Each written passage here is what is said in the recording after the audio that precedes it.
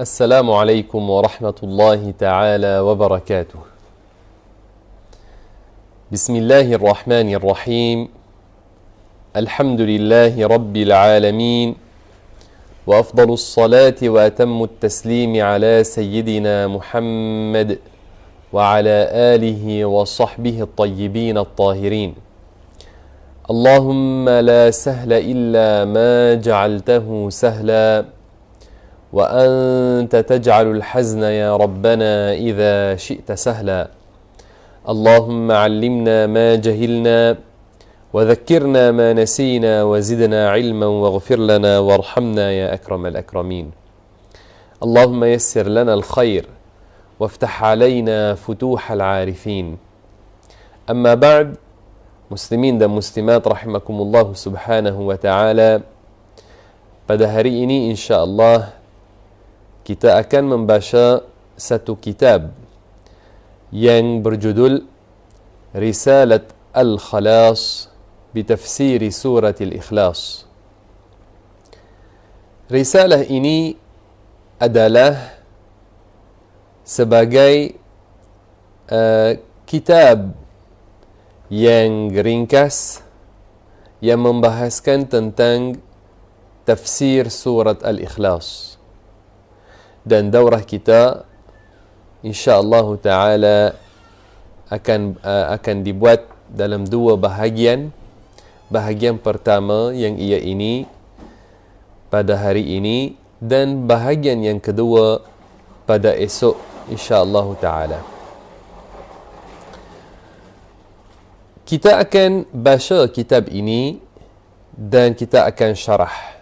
Yang mahu dapat satu nuskhah, satu kopi daripada kitab ini, maka dalam page kita ini sudah ada link yang menyampaikan ke Telegram, yang mana boleh dapat daripada sana salinan PDF daripada kitab ini. Saya harap semua peserta daurah ini mereka membuka kitab dan ikut apabila saya baca, kerana daurah ini adalah daurah untuk talaqi kitab. Maka saya akan baca dan saya akan syarah. Muslimin dan muslimat rahimakumullah subhanahu wa ta'ala, apabila seorang dipermudahkan bagi dia untuk menuntut ilmu, maka hendaklah dia mengambil peluang ini. Allah subhanahu wa ta'ala telah berfirman dalam Al-Quran Al-Karim, وَقُلْ رَبِّ زِدْنِي عِلْمًا. Difahami daripada ayat ini, katakan wahai Muhammad, ya Allah, tambahkanlah ilmu aku. Kata para ulama, dalam Al-Quran Al-Karim tidak ada suruhan kepada Rasulullah sallallahu alaihi wasallam untuk minta tambahan daripada apa-apa melainkan tambahan daripada ilmu. Dan ini menunjukkan betapa mulianya menuntut ilmu agama. Muslimin dan muslimat rahimakumullah, Rasulullah sallallahu alaihi wasallam telah bersabda, "Man yuridillahu bihi khairan yufaqqihhu fid din." Mafhumnya, sesiapa yang Allah Ta'ala telah kehendak baginya kebaikan yang banyak, maka Allah Ta'ala akan menjadikannya bertafaqquh pada ilmu agama. Maka Allah Ta'ala mempermudahkan bagi dia jalan untuk dia bertafaqquh. Maka siapa yang hatinya terbuka dan Allah Ta'ala telah mempermudahkan bagi dia untuk dia bertafaqquh, hendaklah dia bersyukur kepada Allah. Ada setengah orang yang walaupun mereka ada kemampuan untuk mereka dengar ilmu dan belajar ilmu dan pergi ke majlis ilmu pun, tetapi hati mereka tidak terbuka kepada perkara itu, maka tetap mereka tidak mahu dengar ilmu. Alhamdulillah, Allah Ta'ala telah mempermudahkan bagi kita pada pagi ini untuk kita buat daurah ini. Saya akan mula baca daripada muka surat pertama. Qala al-muallif rahimahullah, kata pengarang rahimahullah, Bismillahirrahmanirrahim. Alhamdulillahil wahidil ahad, الفرد الصمد الذي تنزه عن صفات المخلوقات من روح وجسد ووالد وولد. والحمد لله الذي عصم مذهب أهل السنة والجماعة عن الزيغ والضلال والانحراف في المعتقد. وصلى الله على نبينا محمد الداعي إلى الرشد وصحابته الطاهرين وآله الميامين أفضل الصلاة وأتم التسليم. وبعد، ketahuilah bahawa surah Al-Ikhlas yang dinamakan juga sebagai surah At-Tauhid adalah suatu surah yang penuh barakah. Di dalamnya terkandung rahsia-rahsia yang hebat, keberkatan-keberkatan dan manfaat yang banyak. Kelebihan surah ini telah disebutkan oleh Nabi Muhammad sallallahu alaihi wasallam, di mana baginda mengkhabarkan kepada umatnya bahawa pahala membacanya adalah besar, iaitu seperti membaca sepertiga daripada Al-Quran Al-Karim, walaupun bilangan ayat-ayatnya adalah sedikit. Maka pengarang rahimahullah, dia menyebut bahawasanya surah Al-Ikhlas dinamakan juga surat At-Tauhid kerana ada padanya tentang tauhidullah, mengesahkan Allah. Dan nanti insya-Allah taala kita akan syarah apakah makna at-tauhid, apakah makna mengesahkan Allah. Maka surat Al-Ikhlas dinamakan juga dengan surat At-Tauhid. Dan surah ini ada banyak berkah padanya, berkatnya besar. Dan Rasulullah sallallahu alaihi wasallam telah mengkhabarkan bahawasanya pahala membacanya seperti seumpama membaca sepertiga daripada Al-Quran. Bukan maknanya sebiji macam membaca sepertiga daripada Al-Quran, tapi maksud pahalanya besar. Bukan maknanya kalau orang baca sepertiga daripada Al-Quran dan orang baca hanya surat Al-Ikhlas, bukan maknanya pahala mereka sebiji sama. Tetapi maksud dengan ini adalah membaca surat Al-Ikhlas, pahalanya itu besar.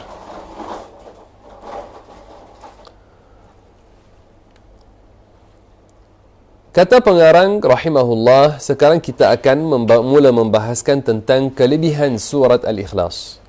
Kata pengarang rahimahullah, Al-Bukhari telah meriwayatkan daripada Abi Sa'id Al-Khudri bahawa seorang lelaki telah mendengar seorang lelaki yang lain membaca Qul huwallahu ahad dan mengulangi surah tersebut berulang-ulang kali. Tatkala waktu pagi menyising, lelaki tersebut telah pergi menemui Rasulullah sallallahu alaihi wasallam dan menceritakan perkara tersebut kepada baginda sallallahu alaihi wasallam, seolah-olah beliau percaya bahawa ia adalah amalan yang sedikit. Maka Rasulullah sallallahu alaihi wasallam telah bersabda, sesungguhnya ia menyamai sepertiga daripada Al-Quran.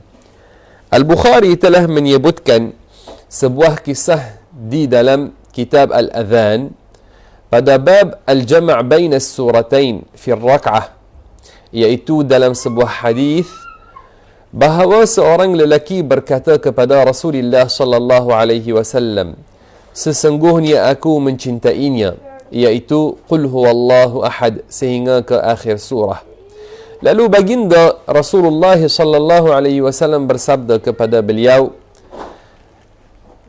kecintaanmu terhadapnya telah memasukkan kamu ke dalam syurga. Muslimin dan muslimat rahimakumullah, di sini ada dua hadis yang sahih yang mengkhabarkan tentang kelebihan surat Al-Ikhlas.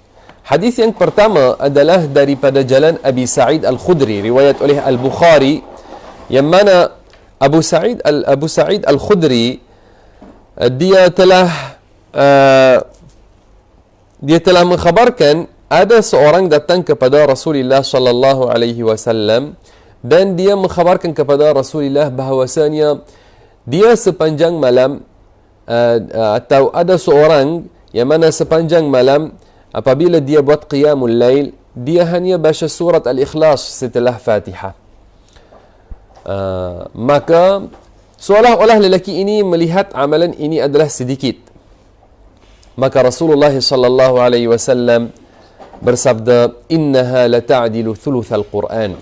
Yani difahami daripada ini, membaca surat Al-Ikhlas ini, yani surat difahami daripada ini bahawasanya surat Al-Ikhlas menyamai sepertiga daripada Al-Quran, yakni pahalanya besar. Pahalanya menyamai sepertiga daripada Al-Quran. Seperti mana saya telah sebut sebelum ini, bukan maknanya pahala membacanya satu kali sebiji macam membaca 10 juzuk, tapi maksud pahalanya besar.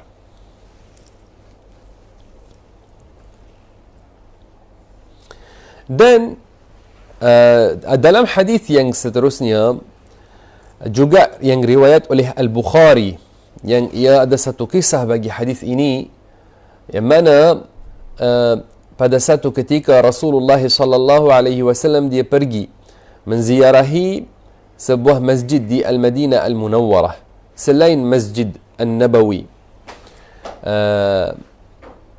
Maka di sana dalam masjid itu, jemaah dalam masjid mereka mengkhabarkan kepada Rasulullah sallallahu alaihi wasallam bahawasanya imam dalam masjid itu yang dia seorang sahabat, setiap kali dia jadi imam maka dia akan baca 2 surah setelah Al-Fatihah. Dia baca 1 surah dan dia baca surat Al-Ikhlas. Setiap kali dia buat seperti ini. Maka mereka ini tidak cakap terus dengan sahabat itu, tanya kepada dia. Mereka tahu dia orang yang ada ilmu. Tetapi apabila datang Rasulullah sallallahu alaihi wasallam ke masjid mereka, mereka mengkhabarkan tentang ini kepada Rasulullah sallallahu alaihi wasallam. Maka Rasulullah sallallahu alaihi wasallam telah tanya kepada sahabat itu, kenapa dia buat ini? Maka sahabat itu jawab, "Inni uhibbuha." Yani sesungguhnya saya mencintainya. Yani mencintai surat Al-Ikhlas. Maka Rasulullah sallallahu alaihi wasallam telah bersabda, "Hubbuka iyyaha adkhalaka al-jannah." Yani kecintaanmu terhadapnya telah memasukkan kamu ke dalam syurga. Masya Allah al-azim. Tengok kepada kelebihan ini. Rasulullah sallallahu alaihi wasallam mengkhabarkan kepadanya, kecintaanmu terhadapnya telah memasukkan kamu ke dalam syurga. Maka alhamdulillah kita juga cinta kepada surat Al-Ikhlas, dan pada hari ini kita buat daurah khas tentang tafsir surat Al-Ikhlas, yang mana kita akan sambungnya pada esok juga insya-Allah taala. Maka alhamdulillah ini adalah nikmat daripada Allah. Allah taala telah mempermudahkan bagi kita perkara ini. Okey.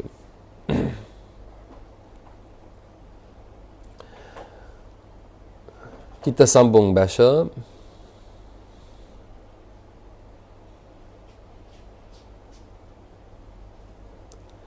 Kata pengarang rahimahullah, di dalam Sahih Muslim, Rasulullah sallallahu alaihi wasallam telah bersabda, adakah salah seorang dalam kalangan kalian tidak mampu membaca sepertiga daripada Al-Quran dalam satu malam? Lalu para sahabat menjawab, bagaimana seseorang itu dapat membaca sepertiga daripada Al-Quran? Maka Rasulullah sallallahu alaihi wasallam bersabda, qul huwallahu ahad, menyamai sepertiga daripada Al-Quran. Maka makna hadis ini adalah Rasulullah sallallahu alaihi wasallam di sini dia menggalakkan para sahabat untuk mereka sentiasa membaca surat Al-Ikhlas, sentiasa membaca surat Al-Ikhlas. Maka baginda sallallahu alaihi wasallam bersabda kepada mereka yang mafhumnya, adakah salah seorang dalam kalangan kalian tidak mampu membaca sepertiga daripada Al-Quran dalam satu malam?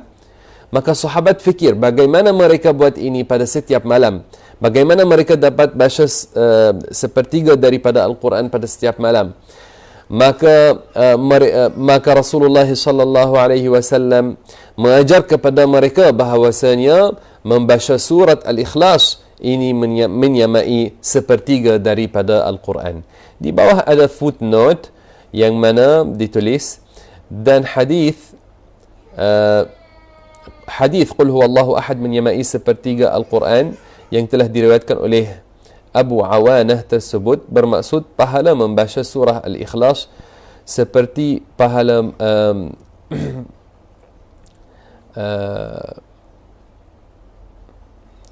seperti pahala membaca sepertiga daripada Al-Quran dari beberapa aspek.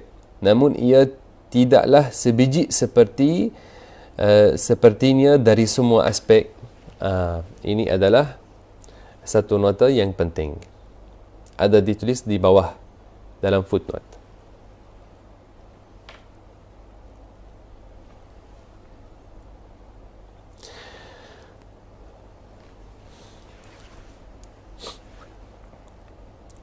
Kata pengarang rahimahullah, selain itu Rasulullah sallallahu alaihi wasallam juga telah memberikan galakan kepada umatnya agar menjadikan surah ini sebagai perisai daripada kejahatan jin dan manusia dengan cara sentiasa membacanya pada waktu pagi dan malam berserta Qul a'udzu birabbil falaq dan Qul a'udzu birabbin nas. Abu Dawud, At-Tirmidzi dan An-Nasa'i telah meriwayatkan dan lafaz hadis mengikut jalan Abi Dawud daripada Abdullah bin Khubayb Al-Ansari radhiyallahu anhu. Beliau telah berkata, kami telah keluar pada malam yang hujan dan gelap gelita. Kami mencari Rasulullah sallallahu alaihi wasallam agar baginda mendoakan. Lalu kami bertemu dengan baginda seraya baginda bersabda, katakanlah olehmu. Namun aku tidak berkata apa-apa. Kemudian baginda bersabda lagi, katakanlah olehmu. Namun aku tidak berkata apa-apa. Kemudian baginda bersabda lagi, katakanlah olehmu. Maka aku berkata, wahai Rasulullah, apa yang perlu aku ucapkan? Lalu baginda bersabda, Qul huwallahu ahad, sehingga akhir surah, dan Al-Falaq dan An-Nas. Ketika kamu berada pada waktu pagi dan malam, niscaya ia mencukupkanmu daripada segala sesuatu. Masya Allah al-Azim. Sangat penting kita setiap hari membaca surat Al-Ikhlas. Surah Al-Ikhlas ada padanya juga jagaan bagi kita daripada kejahatan jin dan daripada sihir, daripada gangguan. Maka Rasulullah sallallahu alaihi wasallam telah menggalakkan umatnya untuk sentiasa membaca surat Al-Ikhlas pada setiap hari, pada waktu pagi dan pada waktu malam. Baca surat Al-Ikhlas beserta surat Al-Falaq dan surat An-Nas. 3 surah ini jangan kamu tinggalkan membacanya pada setiap pagi dan setiap malam. Pada suatu hadis ada seorang sahabat namanya Abdullah ibn Khubayb Al-Ansari, yang mana beliau telah keluar pada suatu malam yang gelap gelita bersama sahabatnya mencari Rasulullah sallallahu alaihi wasallam agar baginda mendoakan bagi mereka. Lalu apabila dia bertemu dengan Rasulullah sallallahu alaihi wasallam, maka Rasulullah sallallahu alaihi wasallam bersabda kepadanya, "Qul," yakni katakanlah olehmu.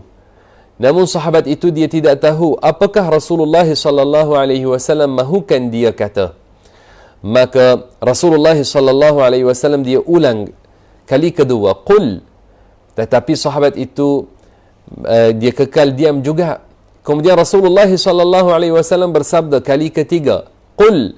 Maka sahabat itu dia tanya kepada Rasulullah sallallahu alaihi wasallam apa yang perlu dia ucapkan. Maka Rasulullah sallallahu alaihi wasallam mengajar kepadanya untuk membaca tiga surah itu, yakni Al-Ikhlas, Al-Falaq dan An-Nas, pada setiap hari, pada waktu pagi dan pada waktu malam. Dan baginda bersabda, takfika min kulli syai', yakni niscaya ia mencukupkan kamu daripada segala sesuatu. Mencukupkan orang yakni ia mempertahankan orang daripada sihir, daripada gangguan jin. Maka sangat besar manfaatnya kalau membacanya pada setiap pagi dan setiap malam. Apabila kita kata setiap pagi, maknanya setelah masuk fajar dan 3 jam setelah itu waktu untuk membaca awradut tahsin. Dan untuk bagi kalau malam, maka masanya daripada terbenam matahari dan 3 jam setelah itu. Muslimin dan muslimat rahimakumullah subhanahu wa ta'ala, hendaklah kita membiasakan diri kita dan anak kita untuk sentiasa membaca ini.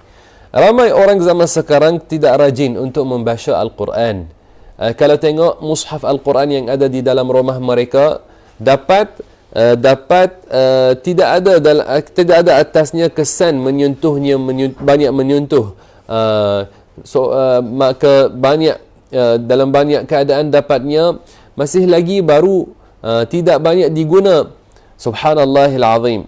Tetapi kalau tengok dalam rumah ramai orang, cuba tengok remote control bagi TV yang mereka guna, mungkin nombor sudah hilang daripada remote control itu kerana mereka banyak guna TV, hari-hari TV. Tapi membaca Al-Quran, ada ramai orang yang jarang-jarang mereka membaca Al-Quran. Ini selain daripada mereka yang mereka malas untuk belajar ahkamut tajwid, malas untuk pergi talaqi Al-Quran. Subhanallahil azim. Sampai bila akan seorang tinggalkan sikap malas ini dan dia usaha untuk belajar Al-Quran. Muslimin dan muslimat rahimakumullah, hendaklah kita ajar kepada anak-anak kita setiap malam untuk mereka membaca 3 surah ini, dan setiap pagi mereka membaca 3 surah ini. Ramai orang zaman sekarang sebelum mereka tidur, apa mereka buat? Mereka main dengan handphone, mereka tengok TV, movie sampai mereka tidur. Tapi tidak menghabiskan hari mereka dengan membaca Al-Quran. Apabila kamu mahu tidur, sebelum kamu tidur, hendaklah kamu baca 2 ayat yang akhir daripada surat Al-Baqarah, dan hendaklah kamu baca Al-Ikhlas 3 kali, Al-Falaq 3 kali, An-Nas 3 kali. Hendaklah kamu buat ini. Kita akan sambung lagi tengok Rasulullah sallallahu alaihi wasallam apakah dia buat. Kata pengarang rahimahullah, Al-Bukhari telah meriwayatkan di dalam kitab At-Tibb pada bab meniup ketika melakukan ruqyah dari jalan Aisyah radhiyallahu anha, beliau berkata, Rasulullah apabila menuju ke tempat tidurnya, baginda meniup pada kedua tapak tangannya dengan membaca Qul huwallahu ahad dan Muawwidhatain keseluruhannya. Kemudian baginda menyapu dengan menggunakan kedua-dua tapak tangan baginda tersebut pada wajah dan bahagian jasad baginda yang mampu dicapai oleh kedua tangan baginda tersebut. Masya Allah al-azim. Rasulullah sallallahu alaihi wasallam dia membaca 3 surah ini dalam 2 tapak tangannya. Sallallahu alaihi wasallam dia membaca, kemudian dia menyapu jasadnya dan wajahnya sallallahu alaihi wasallam.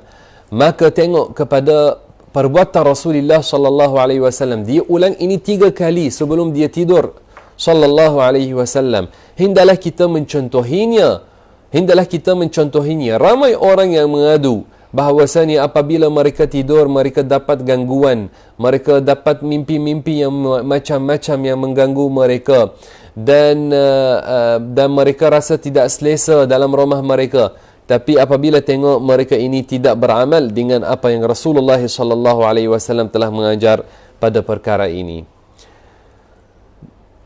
Okey. Maka alhamdulillah kita telah baca beberapa hadis yang ada padanya tentang kelebihan surat Al-Ikhlas Dan sekarang kita mahu membaca tentang sababun nuzul. Biasanya apabila kita ajar ilmu tafsir, maka kita akan memperbahaskan tentang asbabun nuzul, yakni sebab turunnya surah itu. Maka apakah sebab turunnya surat Al-Ikhlas? Jom kita baca. Kata pengarang rahimahullah, Bismillahirrahmanirrahim. Qalatil yahudu lirrasul sallallahu alaihi wasallam sif lana rabbak. Qad kana su'aluhum ta'annuta. Ay inada. La hubban lil'ilmi wastirshadan bih. Fa'anzal Allah ala nabiyhi surat Al-Ikhlas. Kaum Yahudi telah berkata kepada Rasulullah sallallahu alaihi wasallam, sifatkan kepada kami Tuhan yang kamu sembah. Pertanyaan mereka tersebut sebenarnya hanyalah untuk menunjukkan kedigilan dan peningkaran, bukan kerana cinta kepada ilmu dan bukan juga untuk mendapatkan tunjuk ajar daripada baginda.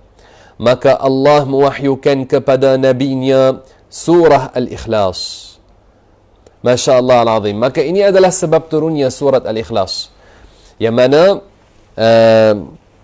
ada setengah daripada kaum Yahudi, mereka datang kepada Rasulullah sallallahu alaihi wasallam dan mereka tanya kepadanya. Mereka kata kepadanya, sifatkan kepada kami Tuhan yang kamu sembah. Maka Allah Taala telah mewahyukan kepada Nabi Muhammad sallallahu alaihi wasallam surat Al-Ikhlas. Mereka itu tanya kepada Rasulullah bukan kerana mereka cinta ilmu, bahkan mereka tanya kerana kedigilan mereka, bukan untuk mereka mahu belajar. Tidak. Kata pengarang, surah Al-Ikhlas ini diwahyukan oleh Allah Subhanahu wa taala kepada Nabi Muhammad sallallahu alaihi wasallam bagi menjawab pertanyaan golongan Yahudi terhadap baginda. Walaupun surah ini hanya mengandungi 4 ayat sahaja, namun ayat-ayat tersebut jelas mengandungi makna yang begitu penting kepada umat Islam dalam mengenal Allah Subhanahu wa taala. Masya-Allah al-azim. Maka surah ini walaupun bilangan ayatnya adalah 4,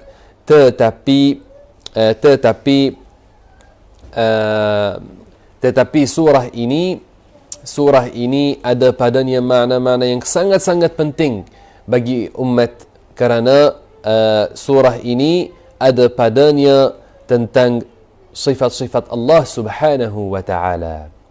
Maka setelah kita telah membahaskan tentang kelebihan surat Al-Ikhlas dan setelah kita telah membahaskan tentang sababun nuzul, sebab turunnya surah ini, kita akan mula membaca tentang tafsiran surat Al-Ikhlas. Maka yang masih lagi belum dapat nuskhah, kapi daripada kitab yang kita sedang membaca, maka sila tekan link yang ada dalam page ini yang menyampaikan kepada Telegram, yang mana ada padanya salinan daripada kitab ini. Boleh buat download daripada sana. Kata pengarang rahimahullah, ayat yang pertama, Allah Subhanahu wa taala berfirman, Qul huwallahu ahad. Maknanya, katakanlah wahai Muhammad, Allah itu Maha Esa. Ay anna Allah wahidun la syarika lah. Al-wahidu idza utliqa ala Allah fama'nahu alladhi la syarika lah. وليس معناه أنه واحد من طريق العدد، لأن الواحد من طريق العدد يكون جسما ويجوز عليه الانقسام، وأما الله فلا يشبه الجسم ولا يجوز عليه الانقسام. Iaitu sesungguhnya Allah adalah Esa, iaitu tiada sekutu baginya. Perkataan Al-Wahid apabila digunakan kepada Allah, maka ia membawa makna tiada sekutu baginya dan bukan membawa makna satu dari jalan bilangan, kerana sesungguhnya satu dengan maksud bilangan itu adalah jisim dan ia boleh dibahagi-bahagikan. Apabila kata pengarang, adapun Allah Ta'ala, dia tidak seperti jisim, zatnya tidak boleh dibahagi-bahagikan.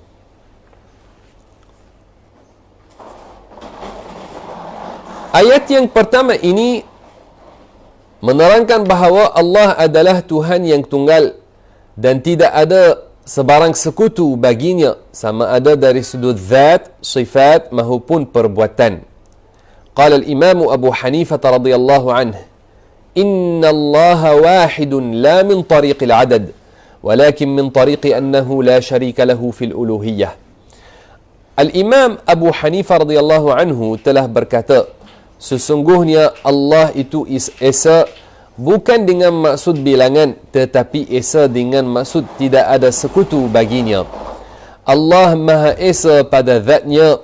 Makna zatullah adalah hakikat Allah. Tidak ada sesuatu pun yang mengetahui tentang hakikat Allah melainkan Allah. Maksud Allah Maha Esa pada zat adalah bahawasanya zat Allah tidak seperti zat-zat makhluknya. Ini kerana zat Allah adalah azali, iaitu tanpa permulaan. Sedangkan zat-zat yang baharu memiliki permulaan, iaitu diciptakan. Allah Subhanahu wa ta'ala berfirman, Huwal awwal. Maknanya, hanya dia yang ada tanpa permulaan. Kemudian Allah Maha Esa dari Allah dari Esa dari sudut sifat-sifatnya. Maknanya sifat-sifat Allah tidak seperti sifat-sifat makhluk. Allah Subhanahu wa ta'ala berfirman,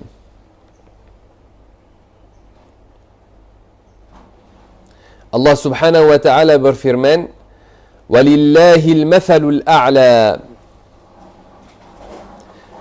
Mafhumnya,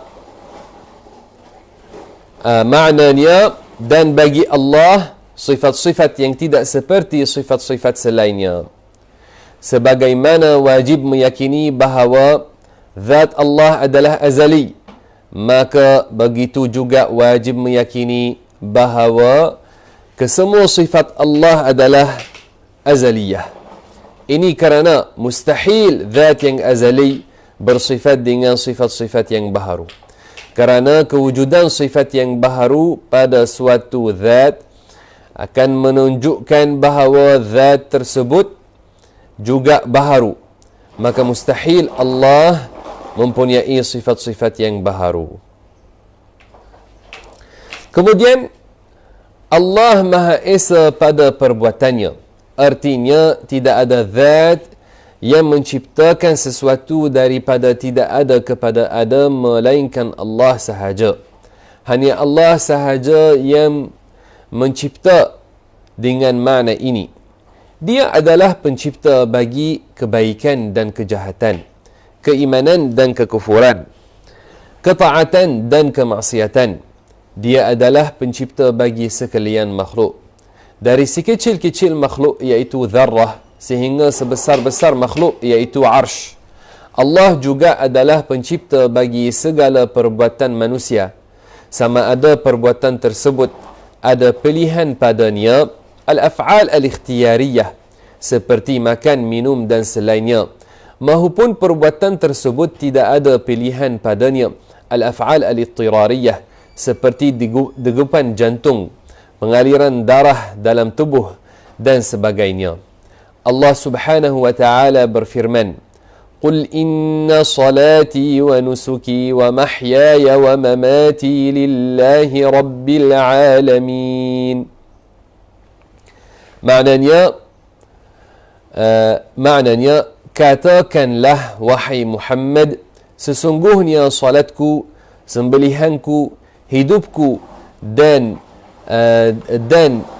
matiku hanyalah milik Allah, Tuhan seluruh alam. Surat Al-An'am ayat 162. Salat dan ibadah merupakan antara perbuatan-perbuatan yang ada padanya pilihan dan kehendak manusia.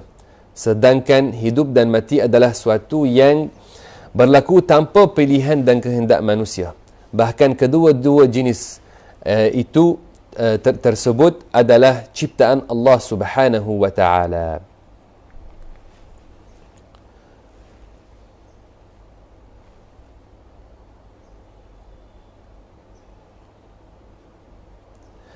Maka pengarang rahimahullah dia sebut di sini tentang tafsiran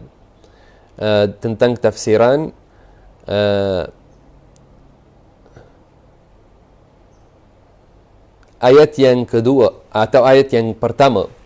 Pengarang telah sebut tafsiran ayat yang pertama, maka pengarang rahimahullah dia sebut apakah makna qul huwallahu ahad.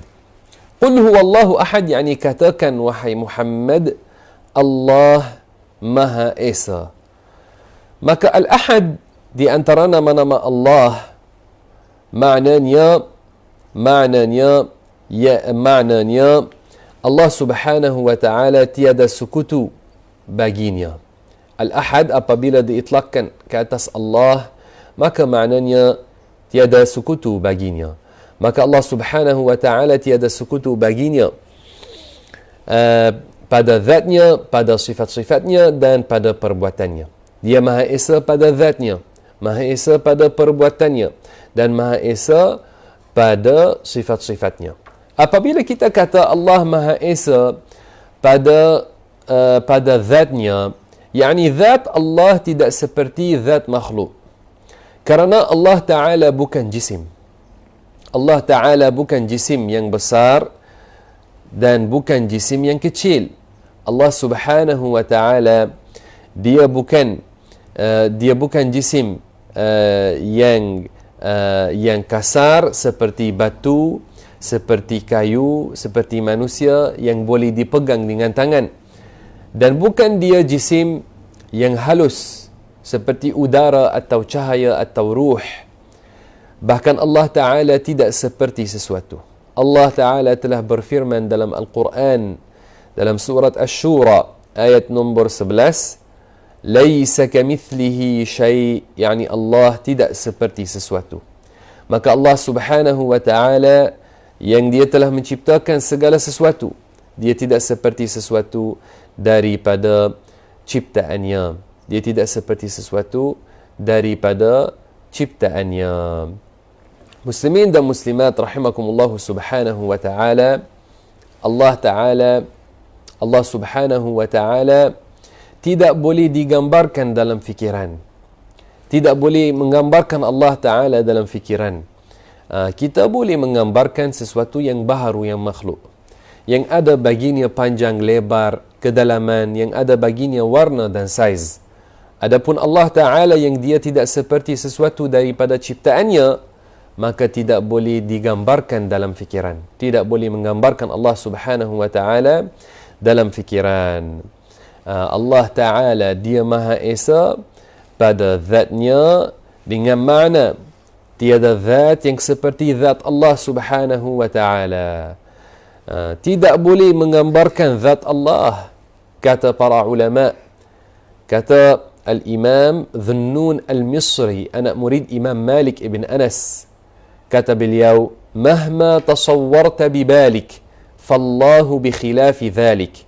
Yani apa sahaja yang tergambar di fikiranmu, Allah tidak seperti itu. Ini diriwayat oleh Al-Hafidh Abul Qasim Ibn Asakir dalam kitabnya Tarikh Dimashq. Hendalah dihafal kata Imam Dhunnun Al-Misri ini, kerana ia sangat-sangat penting, dan hendalah diajar kepada kanak-kanak, hendaklah mereka hafal kata Imam Dhunnun Al-Misri ini, kerana ini adalah perisai yang dengannya seorang mempertahankan aqidah. Muslimin dan muslimat rahimakumullah subhanahu wa ta'ala, apabila al-wahid diitlakkan ke atas Allah Subhanahu wa ta'ala, bukan maknanya Allah Ta'ala adalah satu jisim. Kerana ini kata pengarang, al-wahid bukan maknanya Allah Ta'ala satu dari sudut bilangan, bukan dengan makna Allah Ta'ala satu jisim. Tidak. Bahkan Allah Subhanahu wa ta'ala dia bukan jisim dan tidak seperti jisim. Dan ada ulama yang sebut bahawasanya al-wahid maknanya yang tidak boleh dibelah bahagikan. Kerana Allah bukan jisim. Yang boleh dibelah bahagikan adalah yang jisim. Contoh, kalau kita ada satu buah apple, maka kita potong jadikannya 2. Kita potong lagi jadi 4. Maka boleh dibelah bahagikan. Itu kerana ia jisim. Adapun Allah yang bukan jisim dan tidak seperti jisim, maka dia tidak bersifat dengan boleh dibelah bahagikan. Bahkan Allah Ta'ala tidak seperti sesuatu daripada ciptaannya dan tidak boleh digambarkan dalam fikiran, tidak boleh digambarkan dalam khayalan. Muslimin dan muslimat rahimakumullah, juga Allah Ta'ala Maha Esa pada sifat-sifatnya. Yani sifat-sifat Allah tidak seperti sifat-sifat makhluk. Sifat-sifat Allah Subhanahu wa Ta'ala tidak seperti sifat-sifat makhluk. Maka Allah Ta'ala tidak bersifat dengan segala sifat makhluk. Sifat makhluk seperti warna, seperti saiz, yakni ukuran, seperti panjang, lebar, seperti anggota badan, seperti berjalan, makan, minum, naik, turun, duduk, itu semuanya sifat makhluk. Maka tidak boleh menyifatkan Allah Ta'ala dengan sifat duduk. Sifat duduk itu sifat makhluk, sifat jisim. Allah Ta'ala tidak bersifat dengan sifat-sifat makhluk.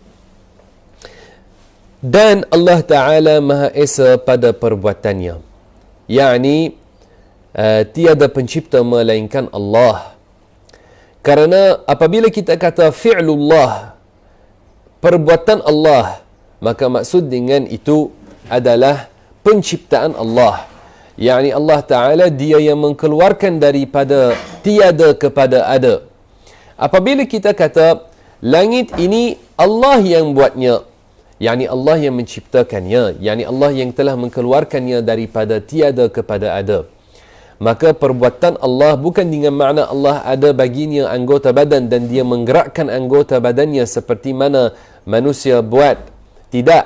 Bahkan perbuatan Allah dengan makna penciptaan Allah.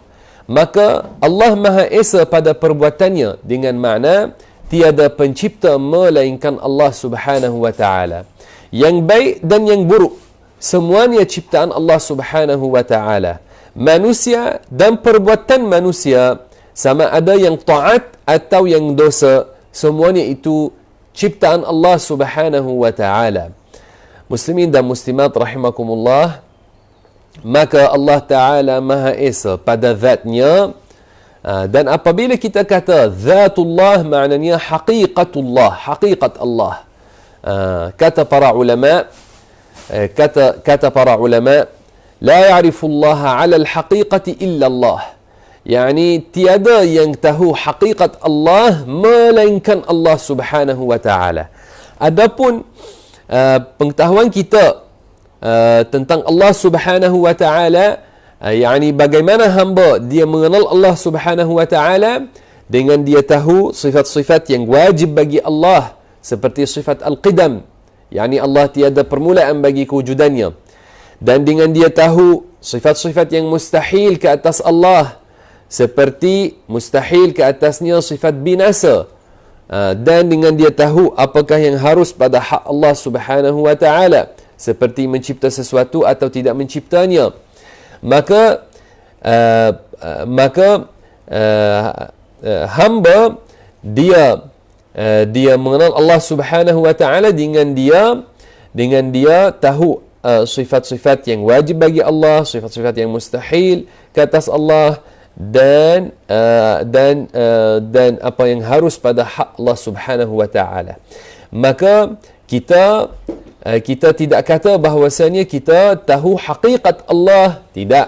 Kata para ulama, la ya'rifullaha 'ala al-haqiqati illa Allah. Yani tiada yang tahu hakikat Allah melainkan Allah. Kita meyakini Allah Ta'ala dia ada, dia Tuhan alam ini, dia tidak seperti sesuatu, dan kita tidak cuba untuk nak tahu hakikat Allah, dan kita tidak cuba untuk nak menggambarkan Allah, kerana tidak boleh menggambarkan Allah Subhanahu wa Ta'ala. Kita boleh menggambarkan perkara yang baharu, perkara yang makhluk, itu yang kita boleh gambarkan. Adapun Allah Ta'ala yang dia tidak seperti sesuatu, maka tidak boleh menggambarkan dia. Maka harap semua tulis nota kata Imam Dhunnun Al-Misri, dan juga ini dikatakan oleh Imam Ahmad Ibn Hanbal, apa sahaja yang tergambar di fikiranmu, Allah tidak seperti itu. Ini sangat penting.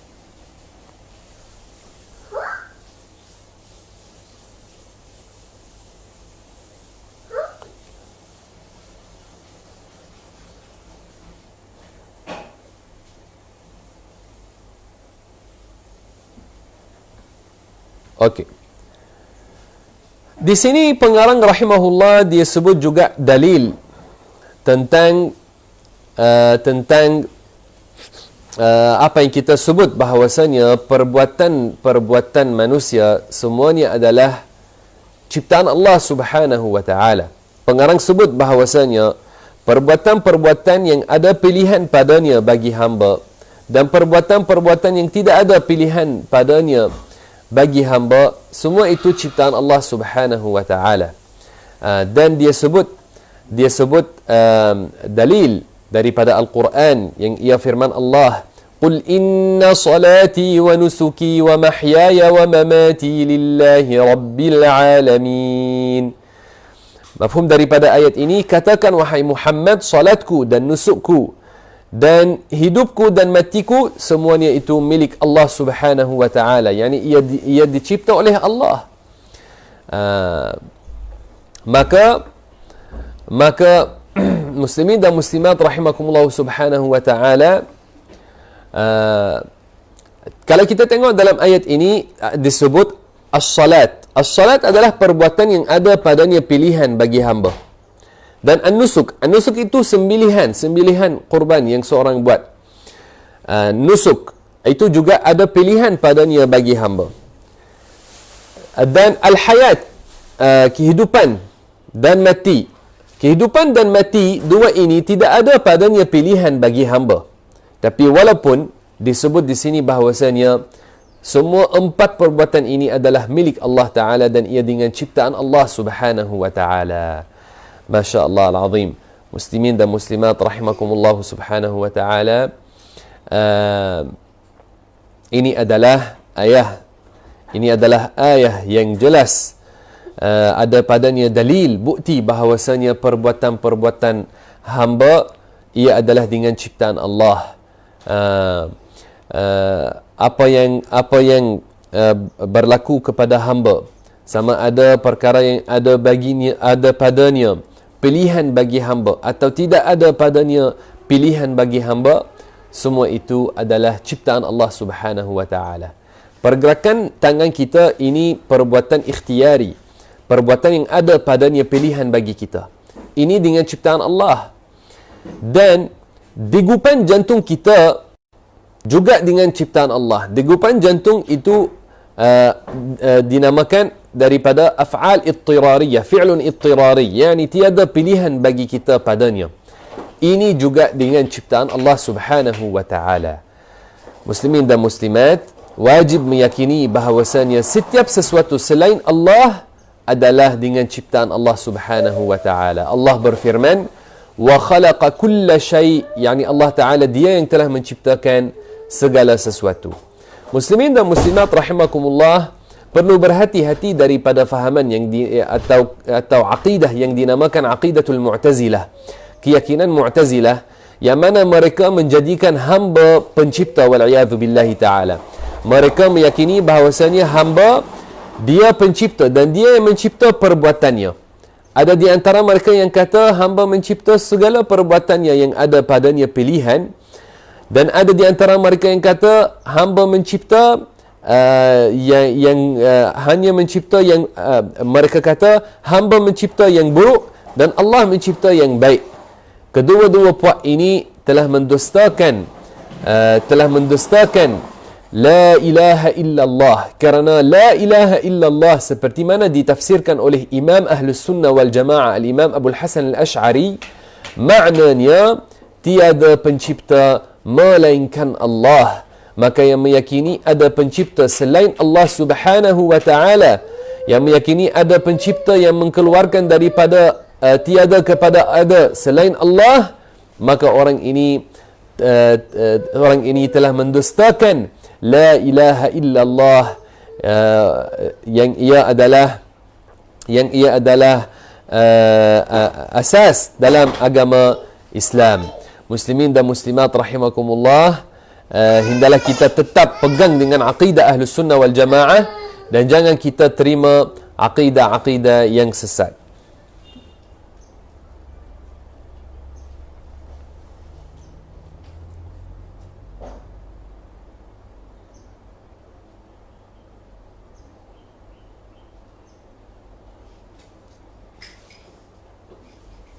Okey. Maka